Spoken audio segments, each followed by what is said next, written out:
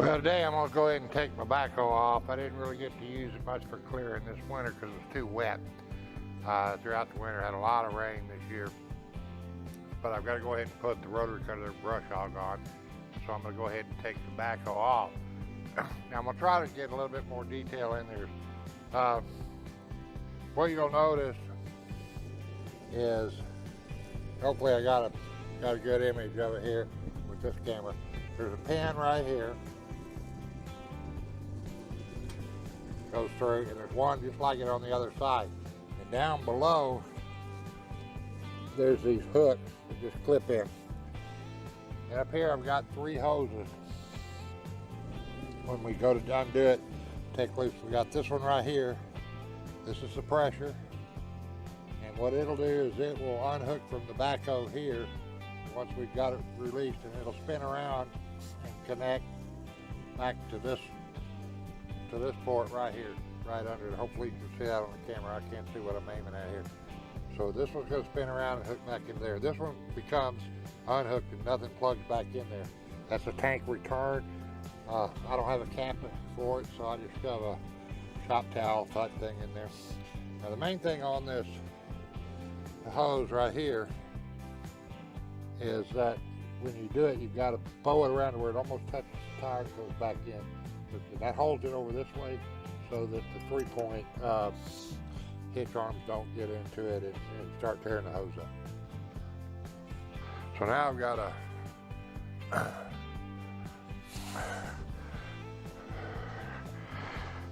back it. Got to back it in here, and I will put the backhoe right over here, shove it in that hole in the corner. Now, a lot of times you will take and lower, a lot of people will lower the arms, or lower these arms down to support it, and I won't. What I do is right here, and on the other side, I'll take and shove these 4x4s under there, and those 2x4s. And so what happens is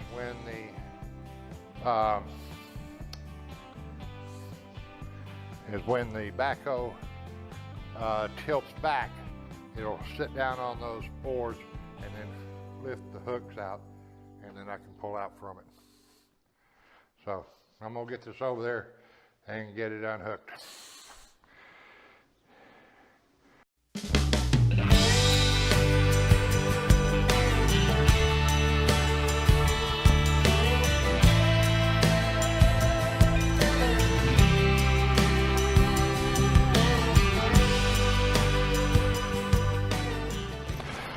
All right, now I didn't film this part, but anyway, the backhoe is now released. What I basically did is I put the stinger out just a little bit, lowered the boom till the bucket hit on the ground, and then barely lifted up. So I basically kept pushing the boom down to do lifting power on it. And what that did is release tension on the pins that went through here and down here. If you can see that, I don't know if you can. Then we went through here and that. And you can see this is just rocking. It's sitting on those 4x4s. So I don't have to put the outriggers down. Now the tractor is free. I've swung the, you can see I'm pushing the tractor forward. I swung the hydraulic around. You see I brought it over by the tire. That keeps it out of the way of the 3-point hitch. So now I'm going to pull forward and get lined up to put the 3-point hitch on. Okay, now I'm going to put the 3-point hitch arms on here. So, got a pin here, pin here, pin here for this side. Pull those off.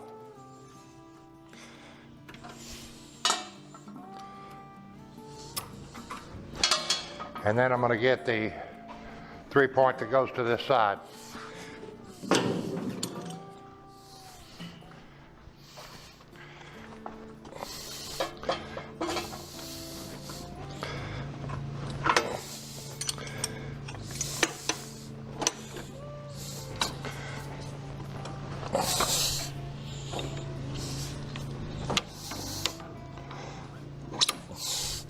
And then we'll go ahead and put the pins in.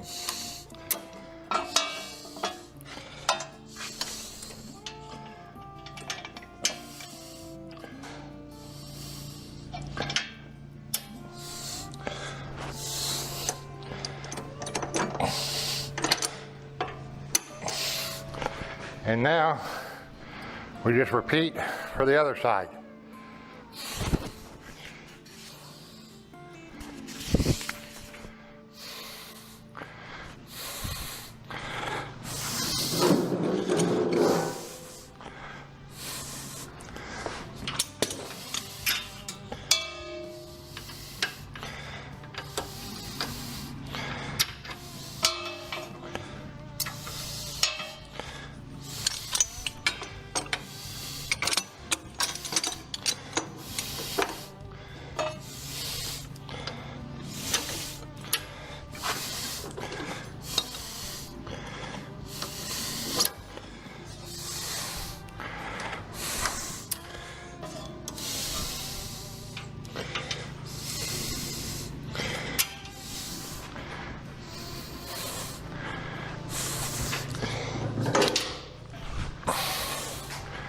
And now we put the top link on.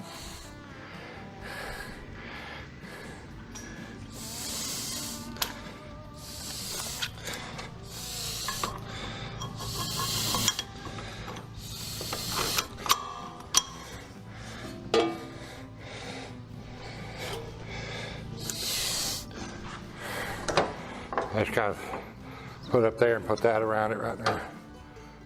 Okay. So that's basically it. Normally, let me bring this up.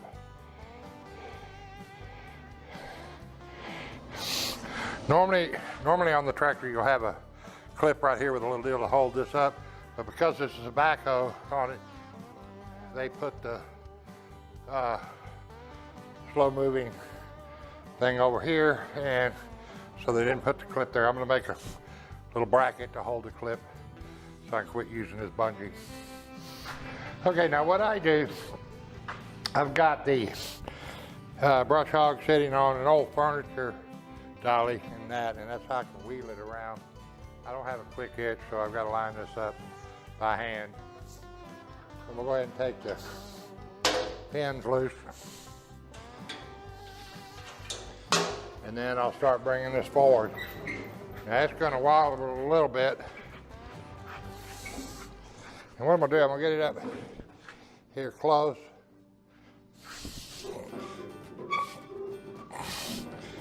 Is what I'm going to do. And then I'll lower the arms. So I'll start the tractor up, lower the arms. Let me get this kind of a little bit squared up there.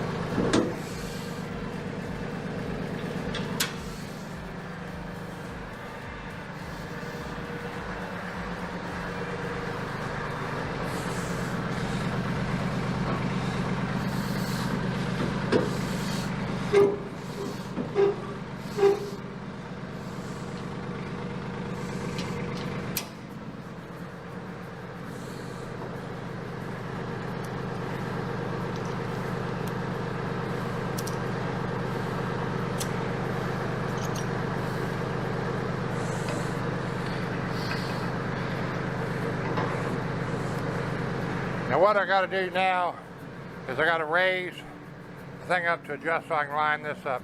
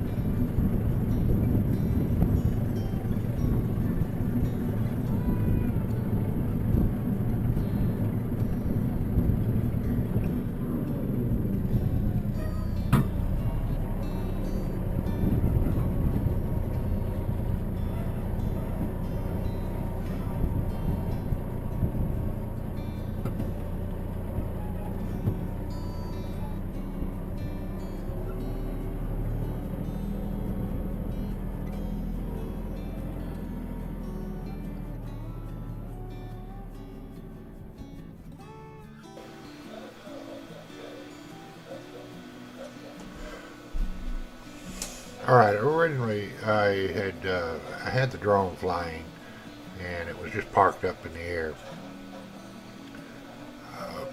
shooting out in the field to kind of get an elevated view of the mowing. Uh, I was using, I don't know if it was a new app that I was using or a problem with the SD card in the drone, but anyway, uh, I was using red waypoints. I was trying that because I was not using my iPad. I was using a smaller, uh,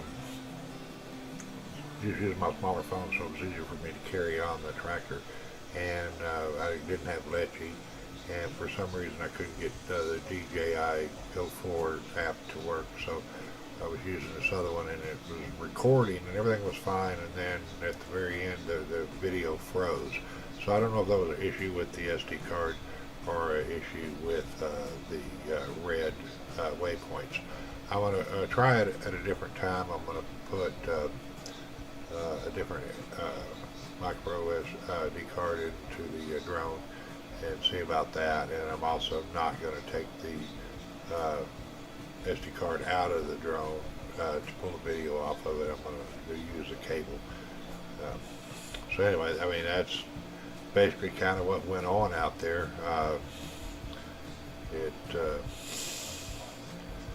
I'm trying to do a repair on it. I don't know if it's going to repair the video or not, but I can throw a video up that just shows the what it's doing, but it doesn't. There's no movement out in front of it. So I'll kind of plop that video in. You see the angle that it was going to film at. As time goes on, I'll get a little bit better with this and having it be able to follow me around and some stuff. Hopefully, get better at this. Just takes a little practice.